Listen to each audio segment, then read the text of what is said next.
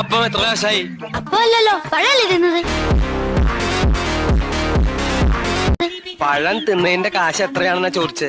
16. ആരുടെ? പഴത്തിന്റെ.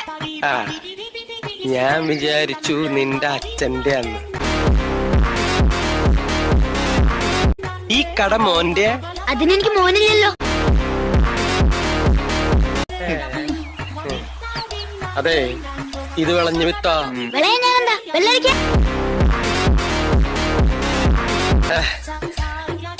അതെനിക്കിഷ്ടായി. നിന്റെ പേരെന്താ? ബാബു. ബാബുവിനെ വീട്ടിലെന്താ വിളിക്ക? എടാ ബാബു.